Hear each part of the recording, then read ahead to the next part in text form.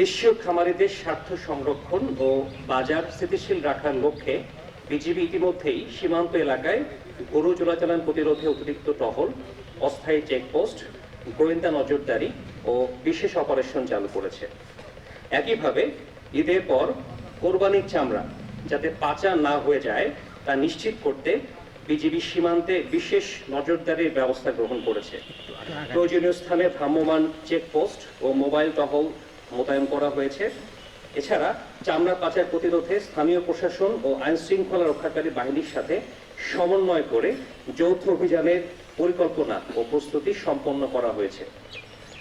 দেশের জনগণ যেন ঈদের ছুটিতে নিরাপদ ও নির্বিঘ্নভাবে ঈদ উদযাপন করতে পারে সে লক্ষ্যে বিজিবি সীমান্তে সর্বোচ্চ সতর্ক অবস্থানে থেকে দায়িত্ব পালন করবে।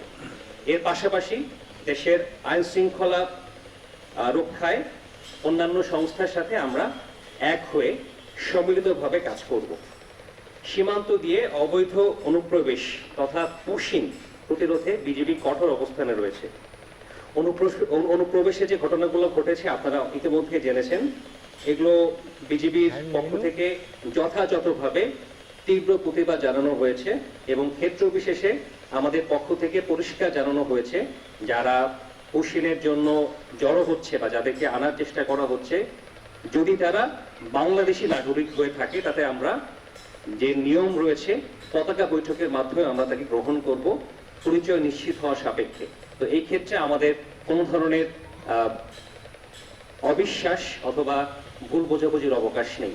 আমাদেরকে তথ্য দিলে আমরা সেভাবে সঠিক আইন মোতাবেক আমরা তাদেরকে গ্রহণ করব। বাট কোনোভাবেই পুশিং সীমান্তে অতর্কিতভাবে বা নির্জন স্থানে তাদেরকে ফেলে যাওয়া, যেটা আন্তর্জাতিক আইন বিরুদ্ধে একটি কাজ, এটা আমরা তীব্র প্রতিবাদ জানিয়েছি এবং একইভাবে প্রতিপক্ষ বিএসএফও প্রকারান্তরে তারা জানিয়েছে তারা এইভাবেই পরবর্তীতে অ্যাড্রেস করবে। যদিও তাদের পক্ষ থেকে যেই অফিসিয়াল যে স্বীকৃতি সেটা কখনো আসেনি, বাট আমরা আশাবাদী যে ঘটনাগুলো ঘটেছে আমাদের সীমান্তে, যদিও একটা ঘটনা ঘটেছে আমাদের কুষ্টিয়া সীমান্তে, একটা ঘটনা ঘটেছে মেহেরপুর এবং ঝিনাইদহ সীমান্তে এই বিষয়ে আছে, বা সেখানেও একইভাবে আমরা তৎপর আছি।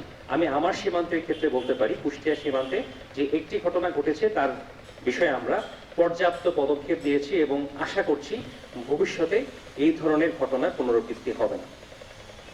আমাদের এই সকল কার্যক্রমের মূল লক্ষ্য হচ্ছে দেশের সার্বভৌমত্ব রক্ষা, সীমান্তের নিরাপত্তা নিশ্চিতকরণ এবং দেশের জনগণকে একটি নিরাপদ ও স্বস্তিদায়ক ঈদ উদযাপনের পরিবেশ নিশ্চিত করা।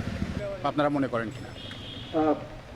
আমি বিশেষ করে কুষ্টিয়া সীমান্তের যে 81.5 কিলোমিটার এলাকা রয়েছে তার মধ্যে 22.5 কিলোমিটার হচ্ছে আমার নদীপথ, নদী সীমান্ত, এবং বাকি সীমান্তের মধ্যে প্রায় 56 কিলোমিটার জায়গা জুড়ে ডাবল লেয়ার ফেন্সিং রয়েছে।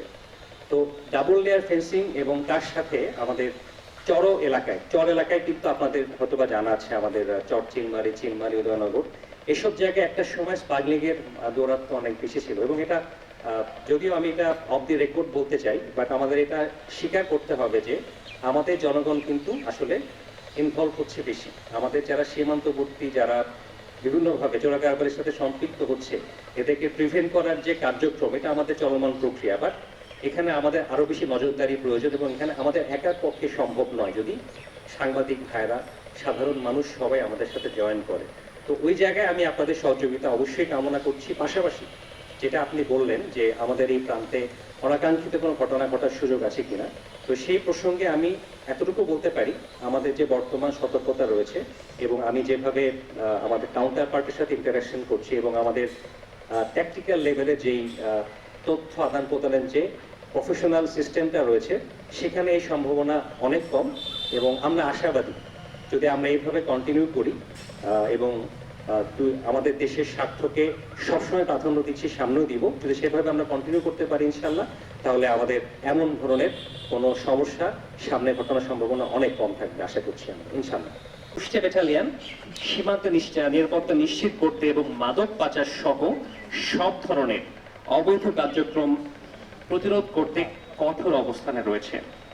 মাদক দ্রব্য সহ আসামি আটক বিজিবির দৃঢ় প্রতিশ্রুতির একটি সফল দৃষ্টান্ত যা আমরা ইতিমধ্যেই ফলো করছি এবং বাস্তবায়ন করছি।